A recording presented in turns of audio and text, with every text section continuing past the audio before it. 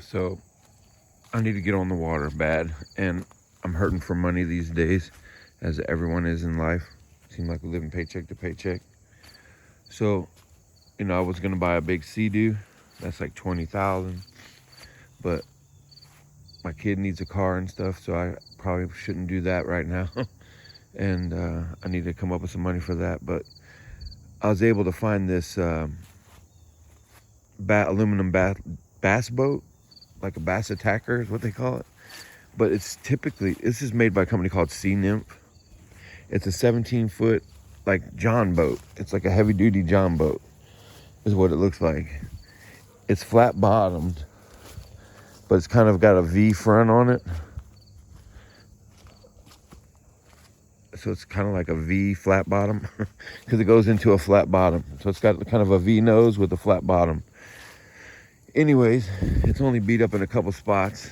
The people that had it, they weren't really kind to it. But I think I could put a rail on, some kind of new nose, to beef up the front of this so it can't take any more damage. They got like rubber rail and just like terminate it back here, or maybe put rubber rail all the way around it. That's probably what should happen, is a protective like new rubber rail all the way around this boat. Anyways, I'm going to take off a few things. I'm going to probably take off this trolling motor because it's just, I may use it. Hell, I don't know. We'll try it. We'll see what happens. For farm ponds and stuff, this is plenty. But if you want to go out in the ocean, you need to step your stuff up, because voltage is the key, right? Amperage draw is what you pay in your house. Like when your amps go up, like you turn a bunch of stuff on, it's like turning on the water hose. The disc starts spinning more and you consume more. But if you turn off everything in the house and there's no amperage draw, right? The voltage is just the signal to the house. But you don't use anything until you turn on the faucet, the amperage. So the higher the voltage, the amperage drops. So for example, you got, maybe this is a 10 amp draw at 12 volts, because that's what it runs off, 12 volts. So if I go to 24 volts, it's a 5 amp draw. So I'm sipping on the electricity as compared to before. So I just doubled the efficiency. And then that's why big factories run like 680 volts and 480 volts. It's because they can get the amps down to 1 or 2 where it's just sipping. These people know how to control controllable expenses in businesses, and that's why they run high voltage. Everything runs cooler, runs more efficiently at higher voltages. As you know, the current is what causes the heat. So the idea is to get your voltage high. That's why a lot of electronics will have a step-up transformer or a step-down transformer, depending on where they're trying to operate. If they're trying to put a piece of equipment, like a household equipment in a factory, you may have to step down. But anyways, this was a nice little trolling motor actually, and I got a little miniature Garmin that can go here and mount the transducer there. It's a little GPS and a fish finder, sonar, all in one. But anyways, these controls, this came out of a Skeeter boat, I think. It says Skeeter. This whole thing is just hokey. I might want to go to like a stick steering, hold a handle forward, left, to the right is rear, and reclaim all the deck space. Maybe make a little center console up here. I don't know how this boat drives or anything, and I'm kind of heavy, so I want to be in the middle if I can. Anyways, we're gonna have to redo some of this stuff. Like they pop riveted this stuff in, which is cool. They drilled to install this nonsense here. They drilled through the boat. They should have welded a bracket on. They should have took it to a welder in town and had a couple tabs put on here, like, or one long tab, however they want it. But you only need like this much of a tab to hold this console. One tab here and one tab here. And all this shit could have been eliminated.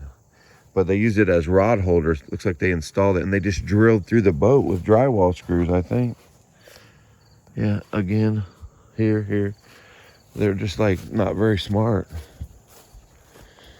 They wanted to get a look, but they didn't do it the right way. And this is why it's fucking junk. Did he come through this way?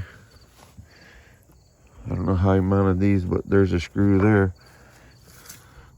Oh, it's an interior wall. So he mounted it right to the interior wall.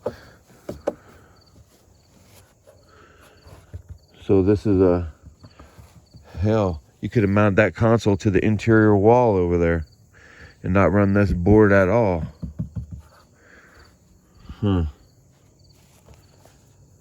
That can't be. Yeah, it is. Yeah, this is a pretty solid boat. This isn't like a regular John boat. It's got the interior walls running all the way back. There's the boat. This is the boat here. But they got foam in these battery boxes, but they're not waterproof because the foam comes out the bottom down there. The whole plan is to always keep a dry boat. You don't want to like come over the back. Definitely. We have to check out the transom. The motor started right up, but this wiring is, wow, look at this. Right light, left light. That's like, holy mackerel.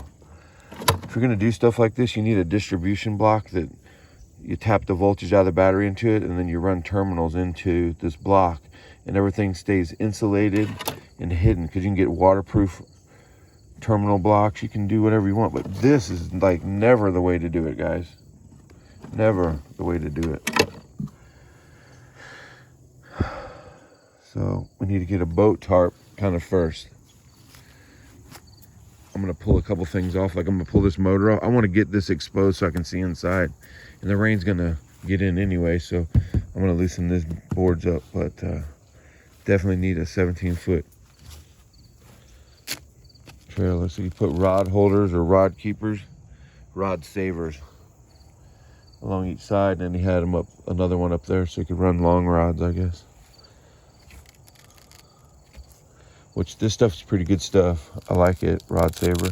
It's a way to keep things clean if you don't have like rod boxes, so stuff don't go flying off your boat when you're riding down the river or wherever you're at, traveling with your gear.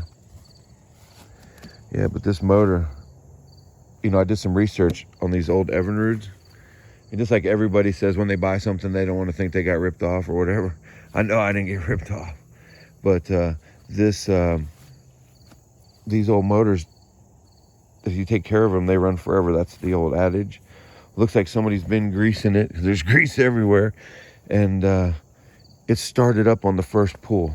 I put new gas in the gas can, and motor started right up, no problem. The steering's in bad shape, man. This steering system sucks. Look at this. So this is how much plays in the wheel before it moves. Let me see here. Yeah, the motor's not moving at all from there to there. See, I'll just keep moving the wheel and show you the motor. There's so much slop in this whole system. It's just got to be redone. It's not good. This must be the yep, the shifter linkage. Yep. All right. Yeah, all these linkages are jacked. A hand tiller might be better. Who knows? We'll figure it out.